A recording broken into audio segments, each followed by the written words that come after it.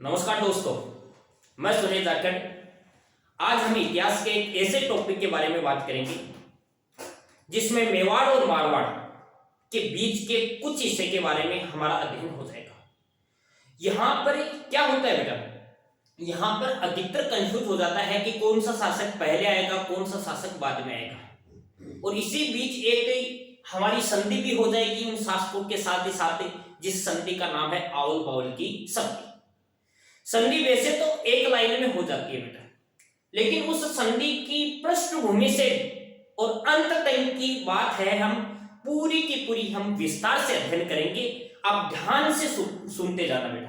देखो बात क्या है, संधि का नाम है बेटा आवल बावल की संधि, और ये आवल और बावल की संधि है बेटा दो रियासतों के बीच में होती है। एक तो है बेटा मारवाड़ और एक है बेटा मारवाड़। कौन सी है बेटा, एक तो मेवाड़ है और एक दूसरी कौन सी है, मारवाड़। यहां पर गुहिल सिसोदिया वंश था, यहां पर कौन सा था बेटा, राठौड़ वंश। मैं यहां पर लिख देता हूं बेटा, एक का नाम तो है गुहिल और गुहिल के पश्चात इसका नाम पड़ा था जिसका नाम है सिसोदिया, और यहां पर है बेटा राठौड़। कौन सा है, राठौड़ वंश। ये दो वंश आते हैं, दो ही रियासत है, एक का नाम है मेवाड़, एक का है नाम है मारवाड़। देखो बात क्या है, एक शासक था जिसका नाम था बेटा लाखा। क्या नाम था, लाखा, जिसे बोलते हैं बेटा लक्ष्य सिंह। लक्ष्य सिंह, ध्यान में रखना है, लाखा। लाखा के पश्चात हम पढ़ेंगे बेटा, इसके आगे का शासक आएगा इसी पूरी घटना में, जिसका नाम आएगा बेटा मोकल, और मोकल के पश्चात शासक आएगा जिसका नाम है बेटा कुंभा। कितने शासक याद रखने हैं आपको, लाखा, मोकल और कुंभा, तीन यहां पे रखने हैं। और मारवाड़ वाली तरफ पर आपको ध्यान में रखना है, सबसे पहले रखना है बेटा चूड़ा। चूड़ा के पश्चात आएगा बेटा काना, काना के पश्चात आएगा बेटा रणमल, और रणमल के पश्चात आएगा बेटा जोधा। ये चार इधर याद रखने आपको। थोड़ी सी इनके शासन काल की बात कर लेते हैं बेटा। लाखा है, ये 1382 में गद्दी पर बैठेगा बेटा। कब, 1382, और 1382 से 1421 तक शासन करेगा बेटा। किसकी बात कर रहे हैं, लाखा। कहां का शासक है, मेवाड़ का। 1382 में गद्दी पर बैठेगा 1421। 1421 से बेटा 1433 के बीच में जो शासनकाल होगा बेटा, जिसका नाम क्या है, मोकल। और 1433 से बेटा, कहां से, 1433 से और 1468 तक जिसका शासनकाल है, उसका नाम क्या है बेटा, कुंभा। क्या हो गया, मेवाड़ वाला गुहिल सिसोदिया वंश, लाखा 1382 से 1421, मोकल 1421 से 33, और कुंभा है 33 से 68।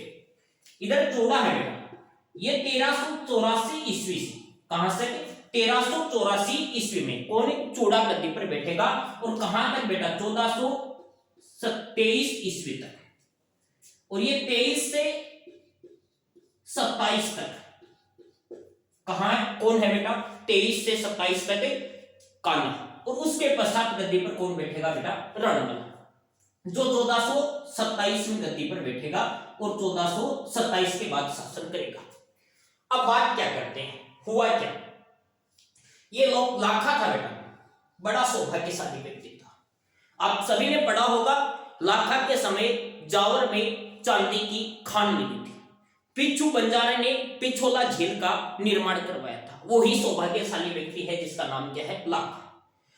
कहानी क्या हुई, कहानी मारवाड़ से शुरू हुई, और मारवाड़ से कहां पर अटकी बेटा, मेवाड़ में, और मेवाड़ से फिर मेवाड़ और मारवाड़ के बीच में दुश्मनी, दुश्मनी से कैसे दोस्ती होती है, वो पूरी की पूरी बात करते हैं। बात क्या है बेटा, चूड़ा है, इस चूड़ा की एक पत्नी थी बेटा। क्या नाम थी, पत्नी थी, और इस पत्नी ने किसको उत्तराधिकारी घोषित करवा दिया था बेटा, काना को उत्तराधिकारी घोषित करवा दिया।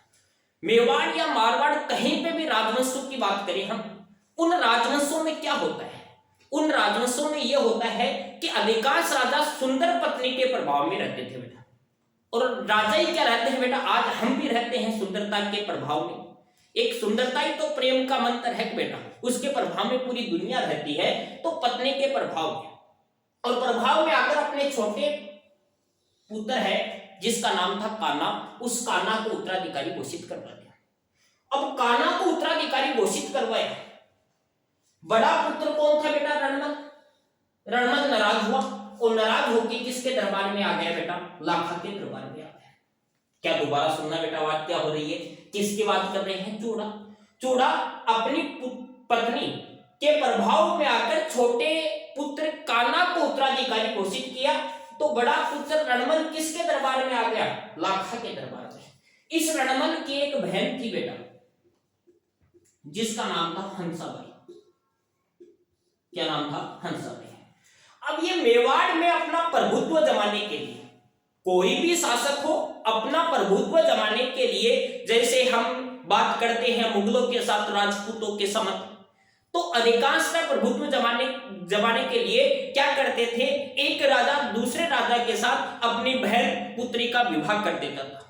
अब बहन और पुत्री का विवाह कर देता था तो उन दोनों के बीच में रिश्तेदारी बन जाती थी और वो एक क्या हो जाता था, उनके आपस में जुड़ाव लगाव हो जाता था। ऐसी घटना यहां पे करने की सोची किसने? रणमल ने। रणमल ने हंसाबाई का रिश्ता किसके दरबार में भेजा? लाखा। बेटा लाखा के लिए नहीं भेजा था ये रिश्ता, लाखा के एक बड़ा पुत्र था जिसका नाम था चूड़ा। अब देखो कंफ्यूज नहीं होना है बेटा, चूड़ा यहां पर भी आ रहा है, यहां पर भी आ रहा है। यहां चूड़ा है वो कहां का? राठौड़ में, मारवाड़ का। यहां चूड़ा है वो लाखा का। ऐसा बताया जाता है कि ये रिश्ता किसके लिए आया बेटा? चूड़ा के लिए ये रिश्ता आया।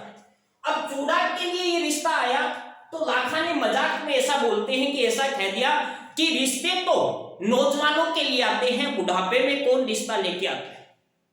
इसी प्रक्रिया का पता, इस बात का पता, पहले रिश्ते क्या होते थे बेटा? नाइयों के थ्रू आते थे। नाई गांव में होता था, वो एक जगह से दूसरी, ये वर्तमान में कार्ड व्यवस्था है, ऐसी व्यवस्था, जो फोन टेलीफोन ऐसी सुविधाएं पहले नहीं थी बेटा।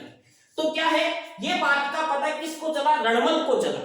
अब रणमल ने सोचा कि यदि हम हमारी बहन का विवाह लाखा के साथ कर दे, लाखा की मृत्यु हो जाए तो फिर मेवाड़ में शासन करने वाले कौन है? हम बहन भाई दोनों हैं। इसलिए अब लेकिन बात ठीक है, लेकिन ये हंसाबाई को कैसे बनाई? इसकी उम्र इस समय करीबन 60 या 70 वर्ष की है। अब 60-70 वर्ष की जो आयु वाला राजा है, उसके फूल जैसी लड़की 30-35-25 साल वाली कैसे जाएगी बेटा?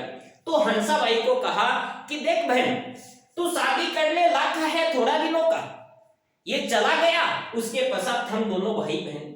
लेकिन हंसाबाई ने एक शर्त रख दी। और शर्त क्या रखी बेटा?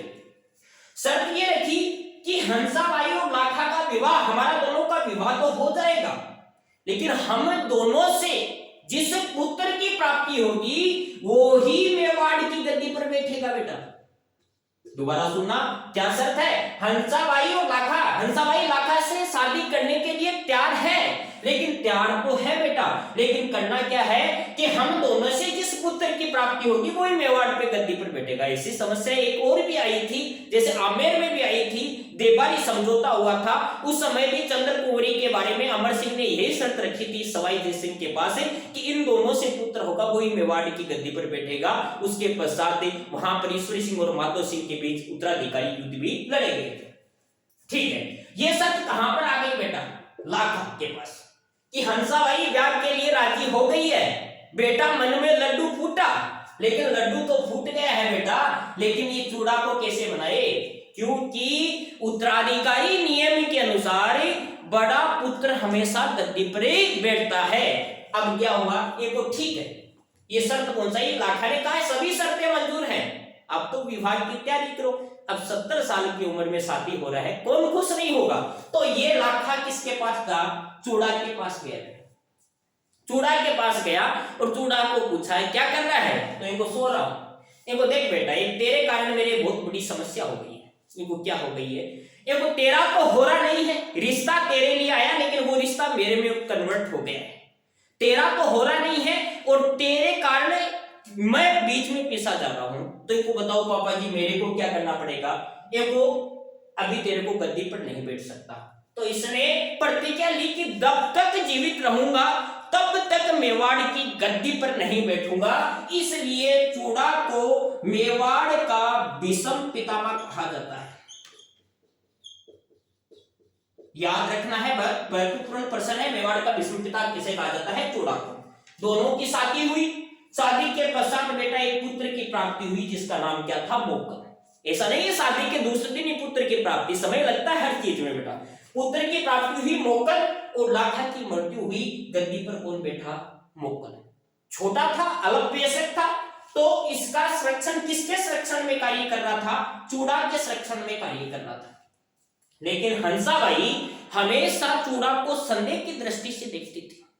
उसको यह लग रहा था कि क्या पता चूड़ा किसको, मोक्कल को मार देगा और दोबारा मेवाड़ की गद्दी पर अधिकार कर लेगा। इसलिए चूड़ा को संदेह की दृष्टि से देखने कारण चूड़ा इससे हट गया और उसके बाद में संरक्षण किसे बनाया गया? रणमल को बनाया गया। रणमल मेवाड़ में। अब रणमल ने क्या किया?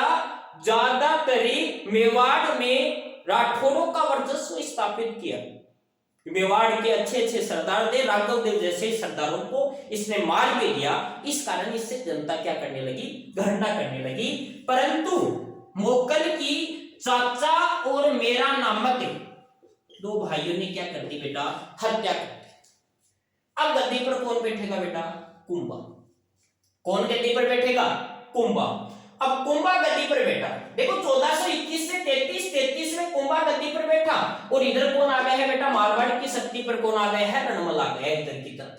अब हुई क्या बात? अब कुंभा गद्दी पर बैठा है। कुंभा के सामने दो बड़ी समस्याएं हैं बेटा। यूं कहें तो तीन समस्याएं कर सकते हैं। पहली समस्या, यदि योग्य पुत्र होगा तो वह अपने बाप के को मारने वालों का बदला जरूर लेगा। तो मतलब कहने का मतलब क्या है? चाचा और मेरा से बदला लेना है। नंबर 2, मेवाड़ में बढ़ रही रणमल की शक्ति को नष्ट करना। नंबर 3 पर बात है, पड़ोसी राज्य से घिरा हुआ था मालवा, गुजरात, उनकी शक्ति को भी नष्ट करना। अब कुमार ने समझदारी का परिचय दिखाते हुए पहली बात क्या की? रणमल से चाचा और मेरा की क्या करवा दी बेटा? हत्या करवा दी। किससे करवा दी?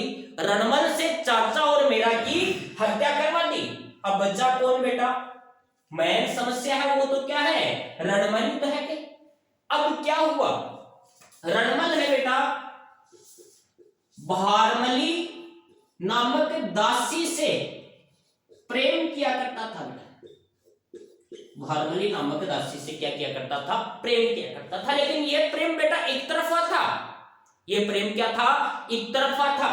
यह प्रेम एक तरफा था और ये भारमली है कुंभा को अपना बेटा समझती थी बेटा। तो कुंभा ने योजना बनाई, क्यों न इस भारमली से कुंभा को मरवा दिया जाए।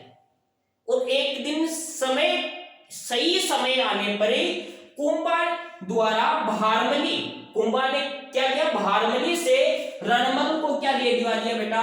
जहर दिवा दिया, जिसके कारण 1438 ईस्वी में किसकी मृत्यु हो गई? रणमल की मृत्यु हो गई।